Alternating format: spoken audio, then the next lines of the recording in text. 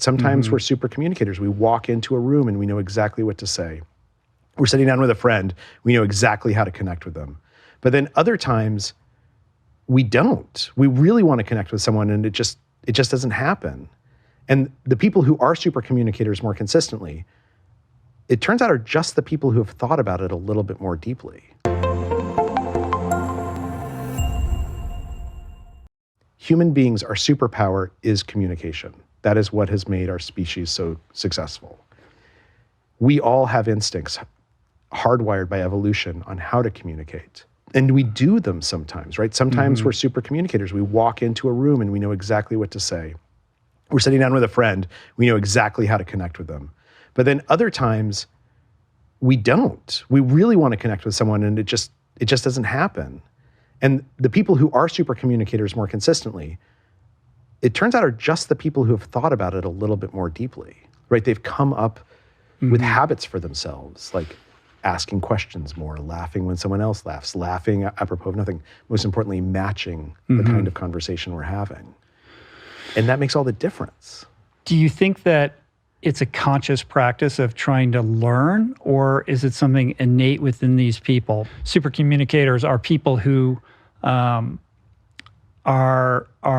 by default empathetic people who are interested in connection and have a high degree of emotional intelligence. So they understand people on some level. I had the exact same instinct, which is there are some people, like I have a friend named Greg, and the way to figure out what a super communicator is just think for a minute, like if you were having a bad day, who would you call that you know would make you feel better?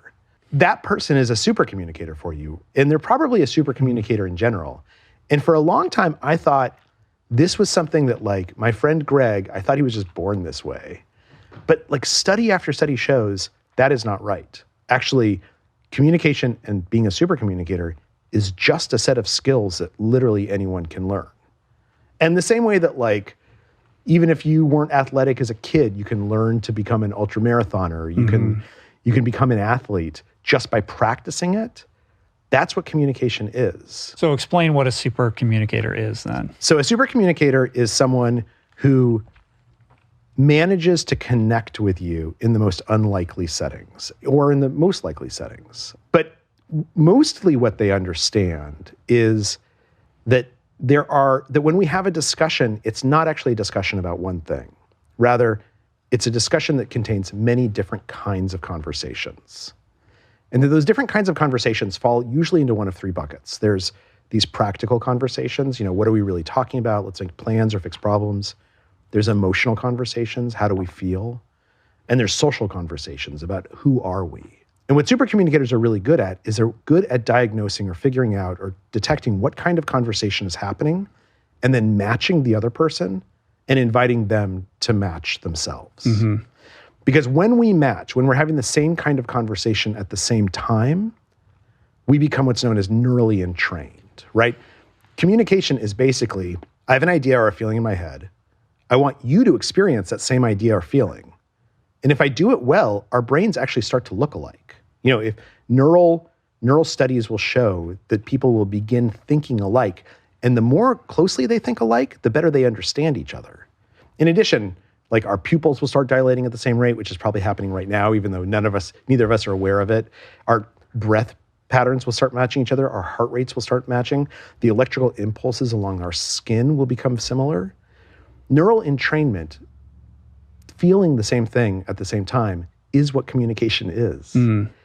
And super communicators understand that, and they take steps to try and accomplish it, rather than trying to convince you I'm right, or rather than trying to win the argument.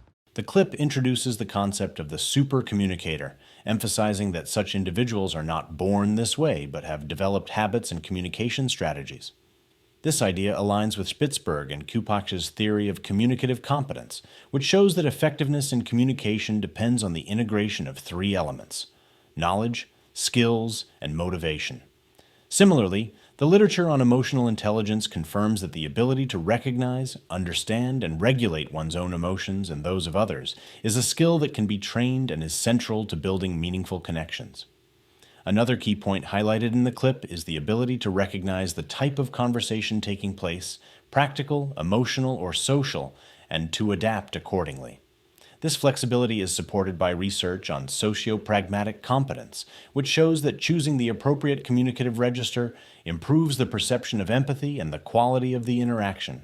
Finally, the references to the phenomenon of synchronization between interlocutors, neural entrainment, are consistent with neuroscientific studies showing that effective communication involves not only verbal exchange, but also a physiological and cognitive alignment that strengthens the sense of connection. Beyond what is described in the clip, other theories and tools can also help enhance one's communication skills. For example, the model of active listening suggests that authentic communication stems from listening deeply, showing understanding, and providing feedback that confirms to the other person that they have truly been heard. The theory of self-disclosure highlights how the willingness to share personal aspects fosters reciprocity and trust, turning conversation into fertile ground for deeper bonds. Another practical tool derives from nonverbal communication. Elements such as posture, eye contact, and vocal prosody not only reinforce the verbal message but often determine it. Ultimately, becoming a super communicator means consciously training these skills, learning to listen more than to speak, calibrating the communicative register to the needs of the other, effectively using nonverbal signals, and developing emotional sensitivity that allows for genuine attunement. It is a path available to anyone, but one that requires intentionality and consistent practice.